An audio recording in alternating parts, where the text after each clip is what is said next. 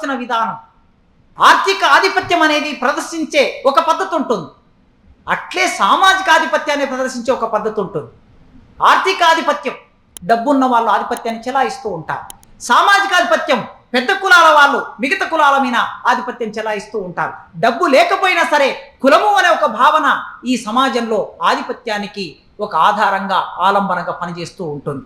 అట్లే ఈ దేశంలో సంస్కృతి అనేది భావజాలంగా మారి మొత్తం సమాజం మీద ఆధిపత్యం చెలాయించే క్రమం ఎట్లా కొనసాగుతూ ఉంటుందంటే కొద్దిగా మనం చరిత్రలోకి వెళితే అర్థం చేసుకోవడానికి ఇటలీ, జర్మనీ అనే రెండు దేశాలను ఉదాహరణకు తీసుకొని సంస్కృతి వాళ్ళ ఏ స్థాయికి వెళ్ళింది, భావజాలం ఇవాళ ఏ స్థాయికి వెళ్ళింది.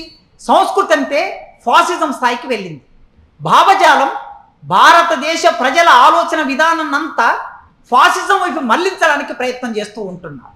అందుకే భారతదేశంలో ఉన్న ఈనాటి స్థితిని అర్థం చేసుకోవడానికి జర్మనీ, ఇటలీ దేశాలని చూస్తే ఒక 100 సంవత్సరాల కిందట సాంస్కృతిక ఆధిపత్యం ఎట్లా ప్రదర్శించి ఆ ప్రజలందరినీ తమ చేతుల్లోకి తీసుకున్నారో ఆ రెండు దేశాలు, ఇవాళ భారతదేశంలో ఇది ఎట్లా పనిచేస్తుందో మనకు అర్థమవుతుంది.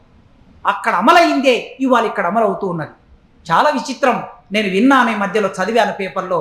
ఒక పార్టీ భారతదేశంలో ఫాసిజం ఈ ప్రభుత్వాలకి, ఈ పాలక వర్గాలకి ఇంకా ఫాసిజం లక్షణం రాలేదు అనే ఒక అర్థం వచ్చేటట్లు ఒక తీర్మానం చేసినట్లుగా నేను పేపర్లో చదివాను. అది నిజమో లేదో తెలియదు.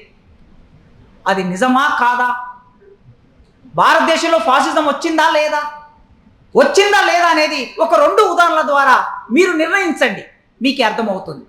సాంస్కృతిక ఆధిపత్యాన్ని ఎట్లా చెలాయిస్తారంటే మొట్టమొదలు వాళ్ళు ఏం చేస్తారు, ప్రజల సంస్కృతిని హీనపరుస్తారు.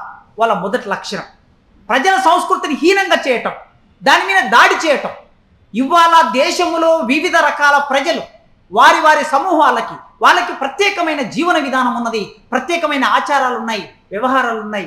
వాటన్నిటిని తక్కువ చేసి చూయిస్తారు, వాటి మీద దాడి చేస్తూ ఉంటారు. ఆ మానవ సముదాయం మీద మూకుమ్మడిగా దాడి చేసి హననం చేస్తారు. మూకుమ్మడి హననం ఇవాళ మధ్య భారతంలో జరుగుతున్నది అదే. సామూహిక సంస్కృతిని పాటించని వాళ్ళు ఎవరైతే ఉంటారో ఆ పాటించని వాళ్ళని నిర్బంధిస్తారు. ప్రజలు అనుసరించే జీవితపు విలువల్ని చిన్నా భిన్నం చేస్తారు. ప్రజలు అభివృద్ధి నిరోధక ఆలోచన విధానం ఏదైతే ఉంటుందో ఆ ఆలోచన విధానాన్ని భిన్నమైన సాధనాల ద్వారా విస్తృతంగా ప్రజల్లో ప్రచారం చేస్తారు. ఇవన్నీ ఇటలీ, జర్మనీ అని 2 దేశాల్లో ఆ రోజు అమలు చేసిన కాలం ఒకటి మనం చూసాం.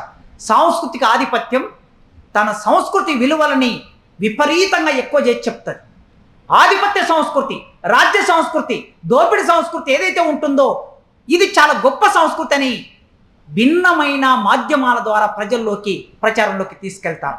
ఇటలీలో ఇది జరిగింది. ఇటలీలో వచ్చేసరికి మెల్లగా ముస్సోలిని అధికారంలోకి వచ్చే ఆనాటి పరిస్థితులు చూస్తే ఆ దేశం మొదటి ప్రపంచ యుద్ధం తర్వాత మెల్లగా బయటపడి ఉన్నప్పుడు ఒక సంక్షోభం వచ్చింది. ఈ సంక్షోభం ఏర్పడినప్పుడు ప్రపంచం అంతా ఎటువైపు చూస్తున్నారు, సోషలిజం వైపు చూస్తున్నారు. సోషలిజం తప్ప ఈ ప్రపంచానికి ఈ సంక్షోభం నుంచి బయటపడడానికి ఇంకొక మార్గం లేదు. పెట్టుబడిదారి విధానం తనకు తానుగా ఎప్పటికప్పుడు సంక్షోభంలో పడుతూ ఉంటుంది. ఆ సంక్షోభం నుంచి బయటపడడం కోసం యుద్ధాలు చేస్తూ ఉంటుంది. కానీ సామ్యవాదం యుద్ధాలను నిరాకరిస్తుంది. సామ్యవాదం మనుషులందరినీ సమానంగా జీవించాలని కోరుకుంటుంది.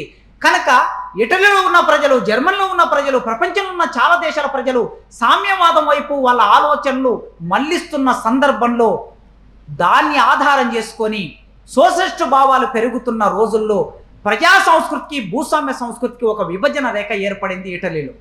ఆ విభజన రేఖ ఏర్పడినప్పుడు ముస్సోలిని సోషలిస్ట్ అనే ఒక ముసుగు తలిగించుకొని రాజకీయాల్లోకి వచ్చాడు.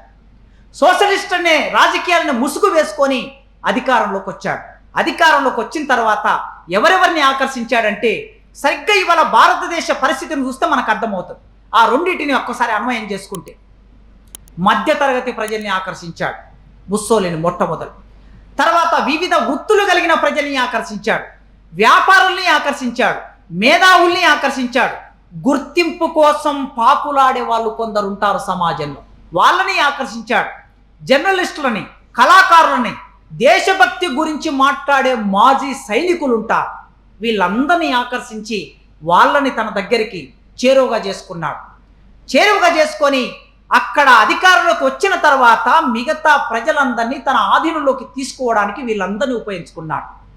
ఎప్పుడైనా ఇప్పుడు నేను చెప్పిన వాళ్ళందరూ మార్క్సిస్టు పరిభాషలో పెటీ బూర్జువాలు లేదా బూర్జువాలు, ఉద్యోగులు, కళాకారులు, మాజీ సైనికోద్యోగులు, జర్నలిస్టులు, మేధావులు, వీళ్ళందరూ పెట్టి బూర్జువాలు. ఈ పెట్టి బూర్జువాలు ఇట్లా గోడ మీద నిలబడి ఉంటారు. అటు పోవాలా ఇటు పోవాలా ఆలోచిస్తారు. ఎటు అవకాశం ఉంటే అటు వెళ్తూ ఉంటారు. కనుక వీళ్ళందరి సహాయంతో ఏం చేశాడు? శ్రామిక వర్గ సంస్కృతిని మొత్తం ధ్వంసం చేయడం మొదలుపెట్టాడు.